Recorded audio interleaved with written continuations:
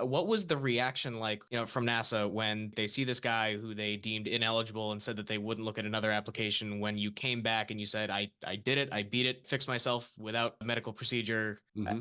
What was the administrative reaction like when you came back against all odds? I think they kind of liked it. I think, it was, I had to convince the doctors. It was interesting because, the selection board and the selection office that handled all these cases, they just needed a thumbs up or a thumbs down from the medical folks. Mhm. And when I got the thumbs down from the medical people and was told that I was disqualified, I think, the selection office and the folks involved with selection, they were kind of disappointed when I spoke to them. They were encouraging. They're like, well, if you could figure out a way to get around it, that would be great. But I don't know how you would do that. So I think it might have demonstrated, I really thought about it that way, Drew, but it might have demonstrated that, hey, this guy can solve problems.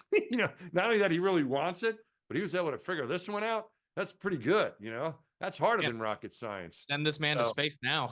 yeah, so I think about that. Yeah, I didn't even think of it that way, but I was, it certainly showed that I was persistent, but I think it also showed that I was able to solve a problem that didn't have a solution up till then. And I don't know if they really thought about it that way. I think really what it was, is he thumbs up now? Great. Let's, get him back in here and see if we want this guy or not. So I think they were happy for me.